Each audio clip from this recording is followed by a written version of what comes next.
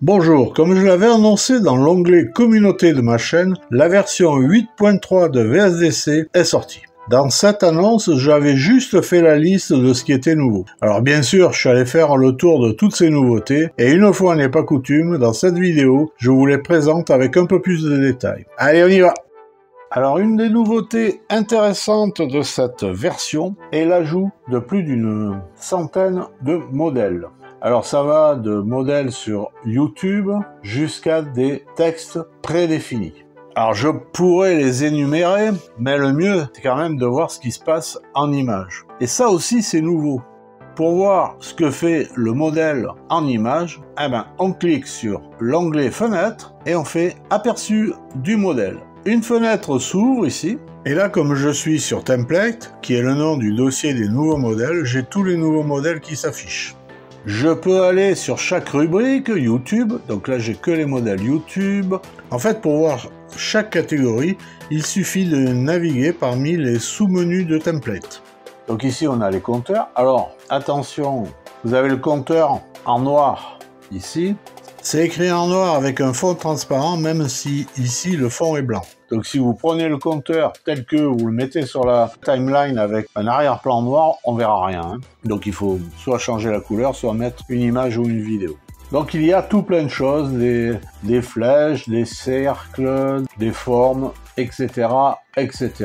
Et on a des textes prédéfinis également. Alors, admettons que je prenne un texte comme celui-ci, qu'est-ce que je fais? Je clique sur la vignette du texte qui m'intéresse et je la fais glisser sur la timeline.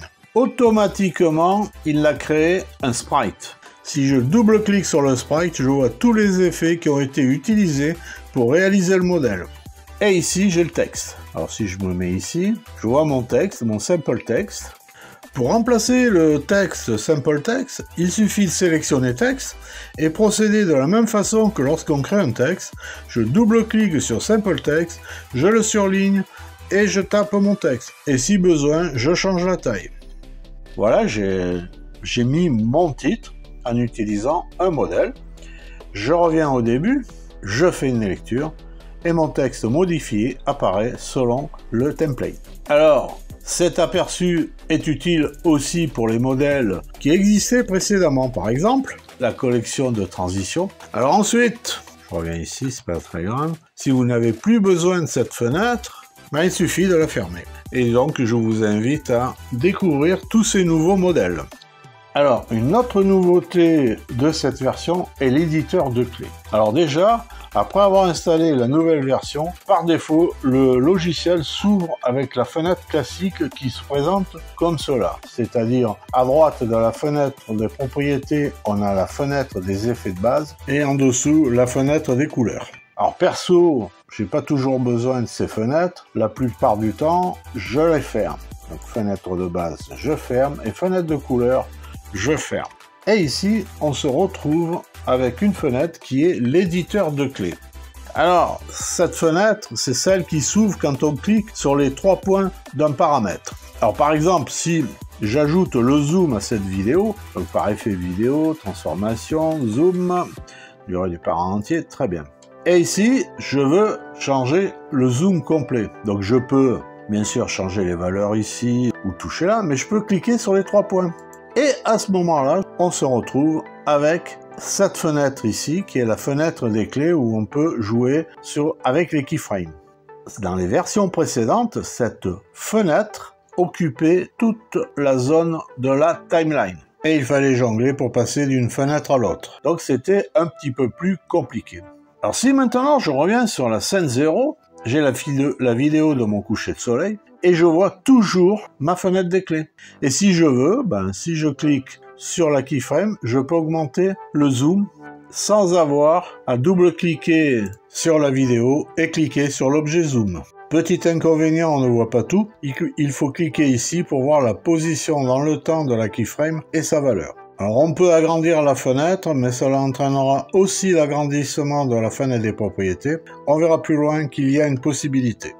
Ensuite, nous avons deux autres nouveautés qui concernent d'une part les outils de coupe et d'autre part le collage des objets. Alors les deux outils de coupe, couper le fragment et fractionné qui se trouve ici se retrouve aussi maintenant à ce niveau-là, juste au-dessus de la timeline, et c'est quand même plus pratique, on n'a pas besoin d'aller chercher plus haut. Une autre nouveauté concerne le collage d'un objet. Donc en fait, si je fais un copier-coller de cette vidéo, l'objet collé se trouvera à la même position dans le temps sur la timeline, même si le curseur est plus loin. Alors pour bien vous montrer ce qui se passe, je vais mettre ma vidéo aux alentours d'une seconde ici et mon curseur ici. Je fais un clic droit sur la vidéo, je fais copier, je fais un clic droit et je fais coller. Le curseur il est là, mais ma vidéo a été collée à la même position dans le temps que la vidéo d'origine.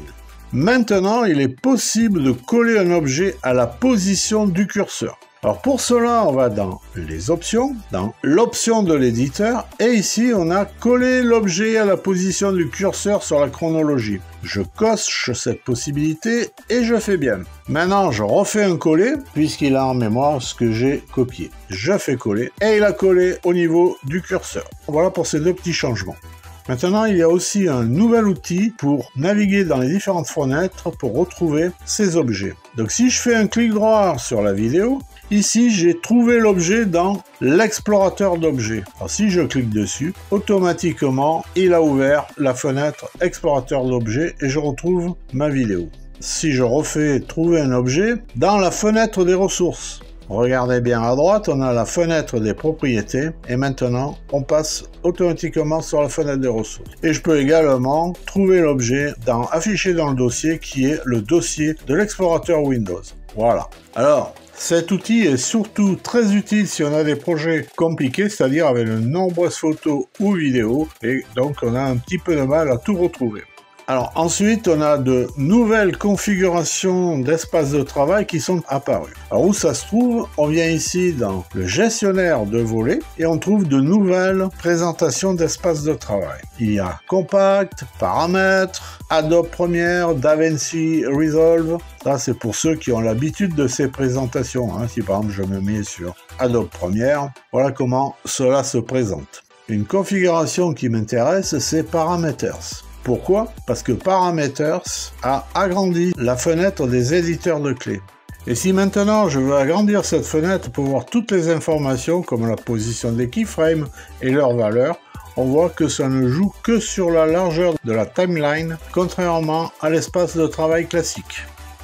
Ensuite, il y a la possibilité d'exporter la vidéo avec le codec AV1. On va dans l'onglet exportation des projets et ici dans modifier le profil. Dans le codec vidéo, vous trouvez maintenant le codec AV1 et on peut l'utiliser gratuitement. Alors le codec AV1 assure une meilleure qualité de vidéo avec des fichiers plus petits. Mais alors le temps d'exportation est beaucoup plus long. J'ai testé avec cette vidéo là d'une minute là, du coucher de soleil. Il m'a annoncé plus de 3 heures d'exportation. Alors j'ai arrêté le processus. Voilà, ça existe, je le signale. Voilà pour les principales nouveautés de cette nouvelle version. Je vous souhaite une très bonne découverte. Et en attendant la prochaine vidéo, je vous souhaite une très bonne journée. Bye bye!